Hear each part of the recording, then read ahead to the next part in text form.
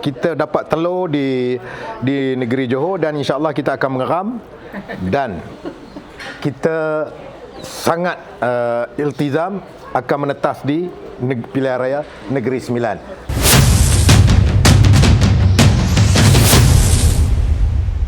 Sebenarnya persefahaman ini bermula pilihan raya negeri Johor lagi. Tapi disebabkan very short notice, kita tak sempat nak bincang beberapa perkara. Jadi kita ambil keputusan untuk bertembung. Tetapi pertembungan ini ibarat friendly match lah di Johor ni, kan? Jadi masa tu kita bertanding sebelah kursi dan UMNO Barisan Nasional bertanding 56 kursi.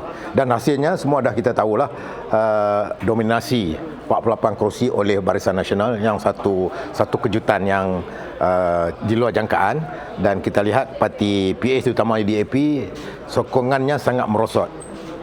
Dan inilah hikmahnya penyatuan ummah ini, penyatuan orang-orang Melayu ini. Kita akan mendapat hasil ataupun outcome yang sangat baik untuk kita menguruskan tanah air kita, iaitu tanah Melayu. Jadi persefahaman ini yang bermula pada Johor, Parti Pergerakan Nasional iaitu PAS yang bertanding di sana mendapat kosong. Kosong tu maknanya lebih kurang macam telur lah. Tapi tak apa, telur pun sebab kita tak ada kenyataan selepas keputusan pilihan raya negeri Johor, kita tak ada dengar kenyataan daripada pemimpin PAS ataupun Pergerakan Nasional yang rasa macam sedih, rasa desperado di atas satu kerusi pun tak dapat.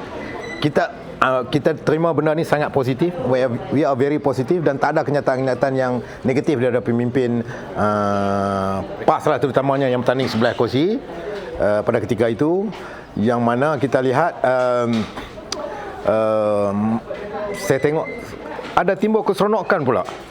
Sebab apa? Saya melihat perkara ini, kita dapat telur di negeri Johor dan insya-Allah kita akan mengeram dan kita sangat iltizam akan menetas di pilihan raya Negeri Sembilan dan akan membiak sampai ke Putrajaya.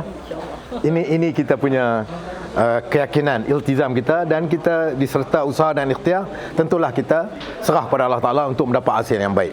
Okey, inilah persefahaman yang kita rasa sangat baik, dan kali pertama dalam sejarah hubungan PAS dengan UMNO, terutamanya dalam BN ini diketuai oleh UMNO, dalam Pergerakan Nasional ini diketuai oleh PAS untuk lead dalam coalition yang ada sekarang dalam PN plus BN ini.